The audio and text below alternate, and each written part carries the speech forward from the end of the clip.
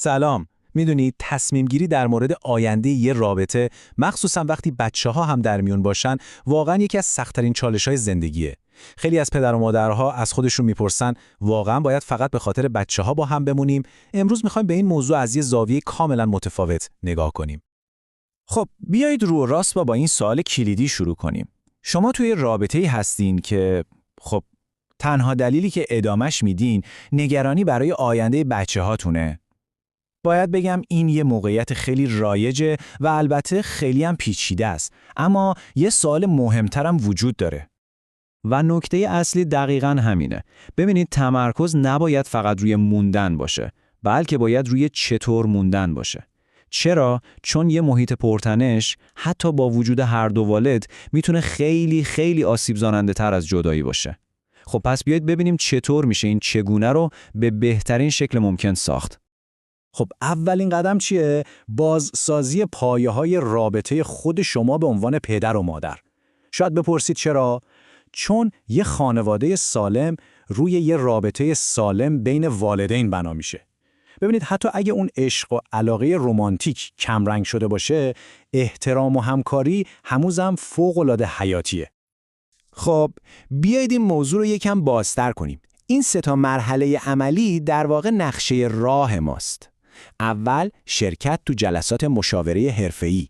این بهتون کمک میکنه تا ریشه اصلی مشکلات رو پیدا کنید.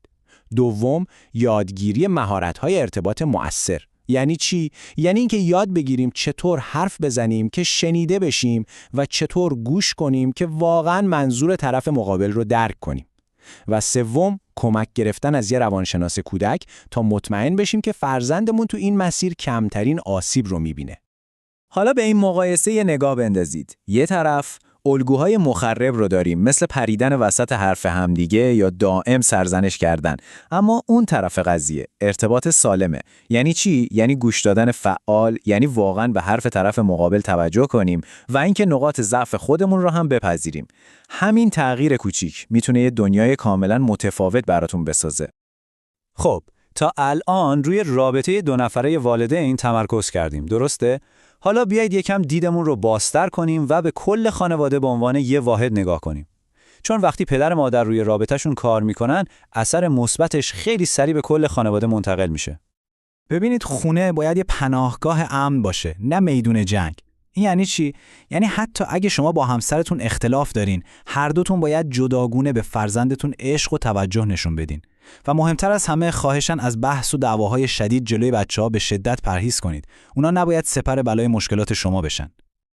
خب هممون در مورد زمان با کیفیت زیاد شنیدیم، درسته؟ اما این واقعاً یعنی چی؟ آیا فقط به این معنیه که کنار هم باشیم یا یه چیزی عمیق‌تر از این حرف است؟ زمان با کیفیت یعنی خلق کردن خاطره‌های مثبت. یعنی برای فعالیت‌های مشترک و شاد برنامه بریزید، مثلا یه بازی دست جمعی یا یه سفر کوتاه. یعنی یه فضایی برای گفتگوهای صادقانه و بدون سرزنش ایجاد کنید. اینجور لحظاست که اون حس ما بودن رو توی خانواده تقویت میکنه. و حالا میرسیم به یه بخش خیلی خیلی مهم، این که مستقیم به دنیای کودک نگاه کنیم. چطور میتونیم مطمئن بشیم که فرزندمون توی این شرایط احساس امنیت و آرامش داره؟ خب کلید اصلی اینجاست. مرزهای سالم. یعنی چی؟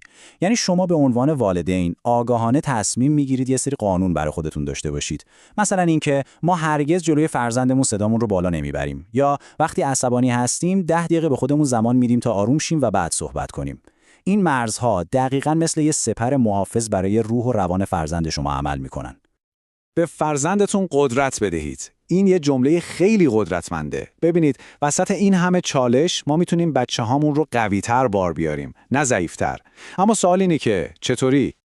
جوابش اینه: با آموزش مهارت.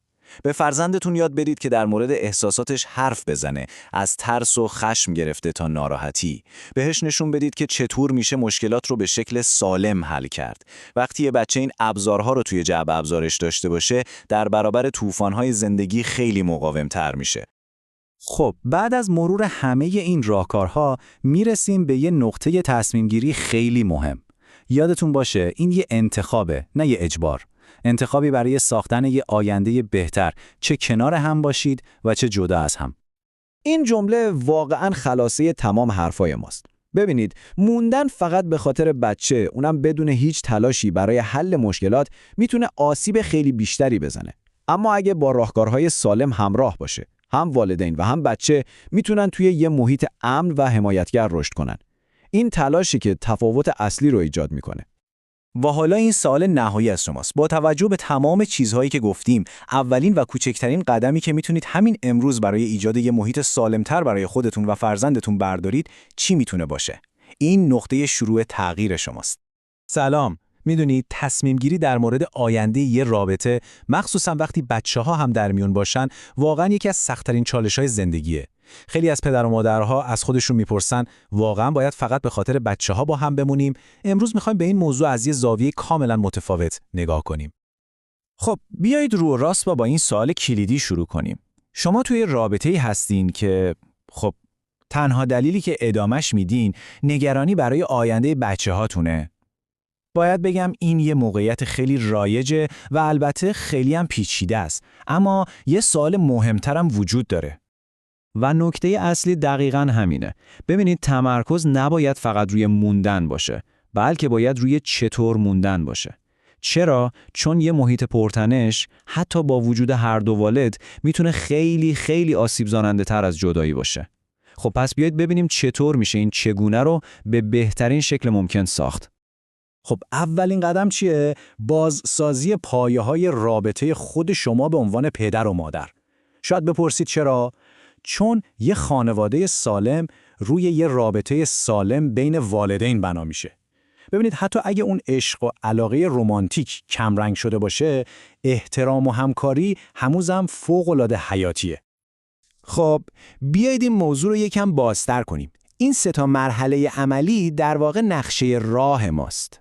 اول، شرکت تو جلسات مشاوره حرفه‌ای. این بهتون کمک میکنه تا ریشه اصلی مشکلات رو پیدا کنید. دوم، یادگیری مهارت‌های ارتباط مؤثر. یعنی چی؟ یعنی اینکه یاد بگیریم چطور حرف بزنیم که شنیده بشیم و چطور گوش کنیم که واقعاً منظور طرف مقابل رو درک کنیم. و سوم، کمک گرفتن از یه روانشناس کودک تا مطمئن بشیم که فرزندمون تو این مسیر کمترین آسیب رو میبینه. حالا به این مقایسه یه نگاه بندازید. یه طرف الگوهای مخرب رو داریم، مثل پریدن وسط حرف همدیگه یا دائم سرزنش کردن. اما اون طرف قضیه ارتباط سالمه. یعنی چی؟ یعنی گوش دادن فعال، یعنی واقعاً به حرف طرف مقابل توجه کنیم و اینکه نقاط ضعف خودمون رو هم بپذیریم. همین تغییر کوچیک میتونه یه دنیای کاملاً متفاوت براتون بسازه. خب تا الان روی رابطه 2 نفره والدین تمرکز کردیم، درسته؟ حالا بیایید یکم دیدمون رو بازتر کنیم و به کل خانواده به عنوان یه واحد نگاه کنیم. چون وقتی پدر و مادر روی رابطه‌شون کار میکنن، اثر مثبتش خیلی سریع به کل خانواده منتقل میشه. ببینید، خونه باید یه پناهگاه امن باشه، نه میدون جنگ. این یعنی چی؟ یعنی حتی اگه شما با همسرتون اختلاف دارین، هر دوتون باید جداگونه به فرزندتون عشق و توجه نشون بدین. و مهمتر از همه، خواهشاً از بحث و دعواهای شدید جلوی بچه‌ها به شدت پرهیز کنید. اونا نباید سپر بلای مشکلات شما بشن. خب هممون در مورد زمان با کیفیت زیاد شنیدیم، درسته؟ اما این واقعاً یعنی چی؟ آیا فقط به این معنیه که کنار هم باشیم یا یه چیزی عمیق‌تر از این حرف است؟ زمان با کیفیت یعنی خلق کردن خاطره‌های مثبت. یعنی برای فعالیت‌های مشترک و شاد برنامه بریزید، مثلا یه بازی دست جمعی یا یه سفر کوتاه. یعنی یه فضایی برای گفتگوهای صادقانه و بدون سرزنش ایجاد کنید. اینجور لحظاست که اون حس ما بودن رو توی خانواده تقویت میکنه. و حالا میرسیم به یه بخش خیلی خیلی مهم، این که مستقیم به دنیای کودک نگاه کنیم. چطور میتونیم مطمئن بشیم که فرزندمون توی این شرایط احساس امنیت و آرامش داره؟ خب کلید اصلی اینجاست. مرزهای سالم. یعنی چی؟ یعنی شما به عنوان والدین آگاهانه تصمیم میگیرید یه سری قانون برای خودتون داشته باشید. مثلا اینکه ما هرگز جلوی فرزندمون صدامون رو بالا نمیبریم، یا وقتی عصبانی هستیم 10 دقیقه به خودمون زمان میدیم تا آروم شیم و بعد صحبت کنیم. این مرزها دقیقاً مثل یه سپر محافظ برای روح و روان فرزند شما عمل میکنن. به فرزندتون قدرت بدهید. این یه جمله خیلی قدرتمنده. ببینید، وسط این همه چالش ما میتونیم بچه‌هامون رو قوی‌تر بار بیاریم، نه ضعیف‌تر. اما سوال اینه که چطوری؟ جوابش اینه: با آموزش مهارت. به فرزندتون یاد بدید که در مورد احساساتش حرف بزنه، از ترس و خشم گرفته تا ناراحتی. بهش نشون بدید که چطور میشه مشکلات رو به شکل سالم حل کرد. وقتی یه بچه این ابزارها رو توی جعبه ابزارش داشته باشه، در برابر طوفان‌های زندگی خیلی مقاوم‌تر میشه. خب بعد از مرور همه این راهکارها میرسیم به یه نقطه تصمیم گیری خیلی مهم. یادتون باشه این یه انتخابه، نه یه اجبار. انتخابی برای ساختن یه آینده بهتر، چه کنار هم باشید و چه جدا از هم. این جمله واقعاً خلاصه تمام حرفای ماست. ببینید، موندن فقط به خاطر بچه، اونم بدون هیچ تلاشی برای حل مشکلات، میتونه آسیب خیلی بیشتری بزنه. اما اگه با راهکارهای سالم همراه باشه، هم والدین و هم بچه میتونن توی یه محیط امن و حمایتگر رشد کنن. این تلاشی که تفاوت اصلی رو ایجاد میکنه. و حالا این سوال نهایی از شماست. با توجه به تمام چیزهایی که گفتیم، اولین و کوچکترین قدمی که میتونید همین امروز برای ایجاد یه محیط سالمتر برای خودتون و فرزندتون بردارید، چی میتونه باشه؟ این نقطه شروع تغییر شماست.